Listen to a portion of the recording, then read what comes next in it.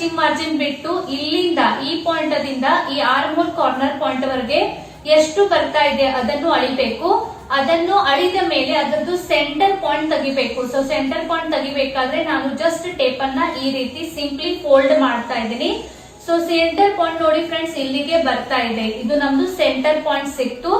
ಈ centre point ಸಿಕ್ಕಿದ ಮೇಲೆ ಒಳಗಡೆ ಸೈಡ್ 1 ಇಂಚ್ ಎಲ್ಲಿಗೆ ಬರುತ್ತೆ ನೋಡ್ಬೇಕು. ಈ ಸೆಂಟರ್ ಪಾಯಿಂಟ್ ದಿಂದ 1 ಇಂಚ್ ಎಲ್ಲಿಗೆ ಬರುತ್ತೆ ಅಲ್ಲಿಗೆ ಒಂದು ಮಾರ್ಕ್ ಅನ್ನ ಹಾಕ್ಬೇಕು. ಸೊ ನೋಡಿ, ಇದು 1 ಇಂಚ್ ಇಲ್ಲಿಗೆ ಬರ್ತಾ ಇದೆ. ಸೊ 1 ಇಂಚ್ ಬಂದ ಮೇಲೆ ಈ ಹೊಸ ಸಿಕ್ಕಿದ ಪಾಯಿಂಟ್ ಮತ್ತು ಮೇಲ್ಗಡೆ ಇರುವ ಶೋಲ್ಡರ್ ಪಾಯಿಂಟ್ ಎರಡನ್ನ ಈ ರೀತಿ ಜಾಯಿಂಟ್ ಮಾಡ್ಕೋಬೇಕು. ಸೊ ನೋಡಿ ಫ್ರೆಂಡ್ಸ್, ಈ ರೀತಿ ಜಾಯಿಂಟ್ ಮಾಡಬೇಕು. ಜಾಯಿಂಟ್ ಮಾಡಿದ್ಮೇಲೆ ಇದು ಹೊಸ ಕಾರ್ನರ್ ಬಂದಿದೆ.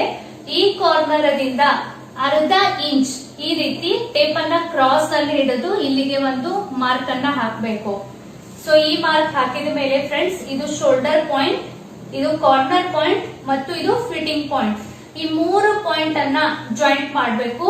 ಸ್ಟಿಚಿಂಗ್ ಮಾರ್ಜಿನ್ ಹತ್ರ ಹೋಗಬಾರ್ದು. ತುಂಬಾ ಸಲ ಏನಾಗುತ್ತೆ ಅಂದ್ರೆ ತುಂಬಾ ಜನ ಈ ಪಾಯಿಂಟ್ ಅನ್ನ ಹಿಡಿದು ಈ ಪಾಯಿಂಟ್ ಗೆ ಅಂದ್ರೆ ಸ್ಟಿಚಿಂಗ್ ಮಾರ್ಜಿನ್ ಹಿಡಿದು ಆ ಪಾಯಿಂಟ್ ಗೆ ಜಾಯಿಂಟ್ ಮಾಡ್ತಾರೆ. ಬಟ್ ಅಲ್ಲಿ ಜಾಯಿಂಟ್ ಮಾಡಬಾರ್ದು, ಈ ಫಿಟ್ಟಿಂಗ್ ಲೈನ್ ಗೆ ಜಾಯಿಂಟ್ ಮಾಡಬೇಕು.